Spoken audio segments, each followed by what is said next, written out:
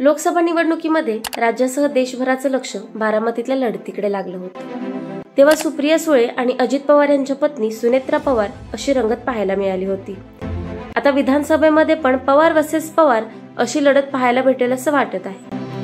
बारामती विधानसभा मी 7 ते 8 वेळा लढलोय, मला इंटरेस्ट नाही असं अजित पवारांनी म्हटलं आहे। तर कार्यकर्त्यांची मागणी असेल तर जय पवारांना संधी देऊ असं वक्तव्य अजित पवारांनी केले। तर याआधी बारामती मतदारसंघात शरद पवार गटाकडून युगेंद्र पवारांनी लढण्याचे संकेत दिलेत।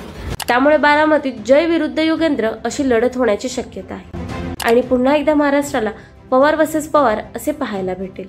पाहूयात कोण आहेत जय पवार। जय पवार हे उपमुख्यमंत्री अजित पवार यांचे धाकटे पुत्र आहेत। शरद पवारांपासून अजित पवार वेगळे झाल्यानंतर जय पवार यांनी पक्षकार्यात सहभाग घेतला। लोकसभा निवडणुकीत सुनेत्रा पवारांची प्रचाराची जबाबदारी जय पवारांनी सांभाळली होती। तसेच अजित पवार बारामतीत नसताना जय पवार जनता दरबार घेत होते। जय पवार यांनी आंतरवली सराटी इथं जाऊन मनोज जरांगे यांचीही भेट घेतली होती। पाहूयात कोण आहेत युगेंद्र पवार।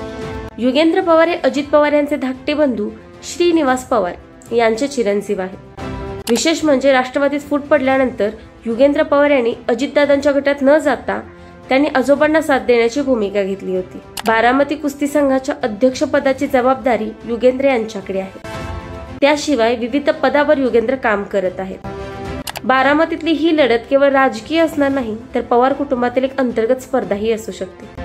ही निवडणूक कोण जिंकेल आणि बारामतीचं भविष्य कोण ठरवेल हे येणारा काळच सांगेल। तुम्हाला काय वाटतं, या निवडणुकीत कोणता पवार विजयी होईल? बाकी कोणी का विजयी होईना, मंत्रीपद हे तर पवारांच्याच घरी जाणार आहे आणि जनतेच्या हाती मात्र भोपळाच राहणार आहे।